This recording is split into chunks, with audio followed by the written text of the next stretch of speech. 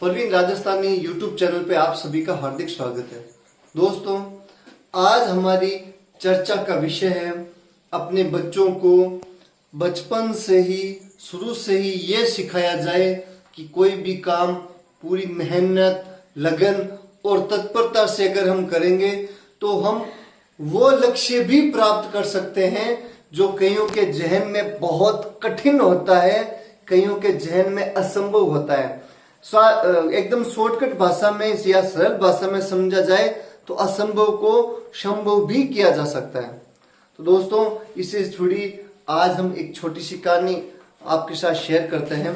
दोस्तों, एक बार क्या होता है कि सारे बादल इकट्ठे होके आपस में चर्चा करते हैं और कहते हैं कि यार बहुत टाइम हो गया, हम हमेशा बरसते रहते हैं, हमारे कोई संडे की छुट्टी नहीं, कोई और छुट्टी नहीं, तो इस बार हम क्या करते हैं 10 साल के लिए हम छुट्टी पे चले जाते हैं, हमारा बरसना बंद। ये बात धीरे धीरे धीरे ऊपर से धरती वाले लोगों के पास भी आनी शुरू हो गई। धरती वालों ने भी सुना, किसानों ने भी सुना, 10 वर्ष के लिए 10 साल के लिए बादल नहीं बरसेंगे। जब यह बात उन्होंने सुनी तो सभी किसानों ने मीटिंग की और किसानों के मुखिया ने बोला जब बारिश ही नहीं होगी तो हम सब क्या करेंगे। तो सभी किसानों ने एक सुझाव दिया कि हम अपने सारे जो कृषि के यंत्र हैं, कुल्हाड़ी, पावड़ा, हल आदि सब एक स्थान पे कहीं पर रख देते हैं, क्योंकि 10 साल तो इनकी आवश्यकता ही नहीं रहेगी, 10 साल तो इनकी जरूरत ही नहीं पड़ेगी। सभी ने निर्णय लिया और सारा सामान अपने अपने घरों से निकाला और एक ऐसे स्थान पे रख दिया जो सूना पड़ा स्थान था, खाली स्थान था। लेकिन उस गांव में एक रामू काका नाम के एक किसान था, एक व्यक्ति था। वो अगली सुबह उठा, अपना हल अपने कंधे पे लिया और खेत की तरफ चल पड़ा। रास्ते में उन किसानों ने देखा और हंसने लगे उस पे, ये क्या पागल आदमी है। जब बादलों ने बोल ही दिया कि मैं 10 साल नहीं बरसेंगे हम लोग, तो ये बिना पानी बिना बारिश के ये कैसे खेती करेगा, कैसा पागल इंसान है। लेकिन उसने किसी की नहीं सुनी, अपने खेत में गया और हल को जोतना शुरू किया। उस बंजर भूमि में जहां पानी का नामो निशान नहीं है, लेकिन हल की जुताई शुरू कर दी उसने। केवल फर्क इतना ही रखा कि जुताई के समय बीज नहीं बोए और हल की जुताई शुरू कर दी उसने। 1-2 दिन हुए, गांव वालों ने वापस मीटिंग की।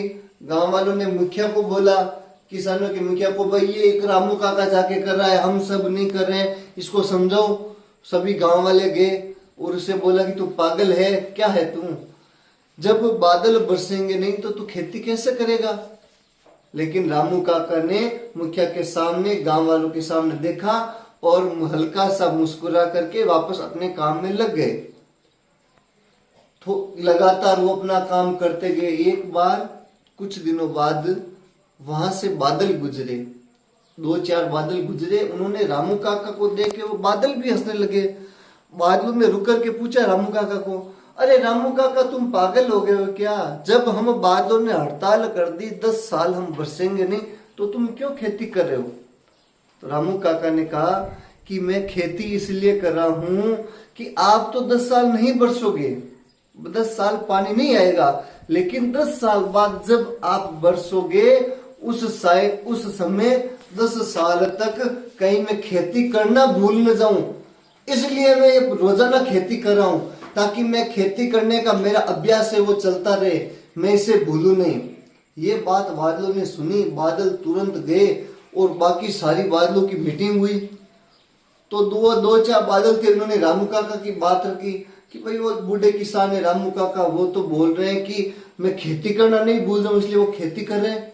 तो बादलों ने भी बोला, अरे भाई 10 साल हम नहीं बरसेंगे तो कहीं ऐसा ना हो हम भी बरसना भूल जाए। तो बादलों ने तुरंत बारिश शुरू की। अब जहां गांव के सारे किसान अपने खेती के सामान एक निर्जन स्थान पर रख के आ चुके थे, उन्होंने कोई तैयारी भी नहीं की और इधर रामू काका ने रोजाना खेत में जाकर के इतनी जबरदस्त तैयारी की हुई थी। बारिश होती ही केवल बीज डालने थे उन्हें खेत के अंदर। और जो रामू काका गांव के सबसे गरीब किसान थे, वो आज उस गांव के सबसे धनवान किसान हो गए। तो दोस्तों, हमें इस कहानी से यह शिक्षा मिलती है कि हमें जीवन में नित्य प्रतिदिन कार्य करता रहना चाहिए। अभी लॉकडाउन का टाइम चल रहा है, सभी बोल रहे हैं हम क्या करें, कुछ काम नहीं करने को। दोस्तों यह मौका है, आप जिस काम में अपने को उत्तीर्ण करना चाहते हैं, जिस काम के आप एक्सपर्ट हो, उस काम की तैयारी कीजिए, जोरों शोरों से कीजिए।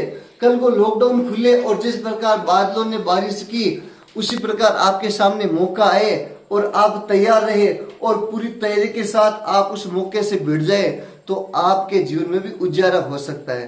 तो दोस्तों, इस छोटी सी कहानी के माध्यम से मैं आपको यही कहना चाहता हूं कि अपने काम के प्रति नित्य प्रतिदिन पूरी लगन, निष्ठा और पूरी परिश्रम के साथ लगे रहें और अपने बच्चों को भी बताएं कि ये जो टाइम है, ये टाइम हमारा बेकार टाइम नहीं है, ये तो हमारा सबसे अमूल्य टाइम है। इस टाइम को, इस समय को हमें ज्यादा से ज्यादा उपयोग करना है और अपने आप को इस प्रकार हमें ट्रेंड करना है कि जब भी हमें मौका मिले उस समय हम तैयार हो और पूरी तैयारी के साथ, पूरे जोश के साथ उस मौके पे, जिसे मारवाड़ी में कहते हैं ना, मौके पे चौका लगाना, उस प्रकार हम मौके पे चौका लगाएं। धन्यवाद दोस्तों।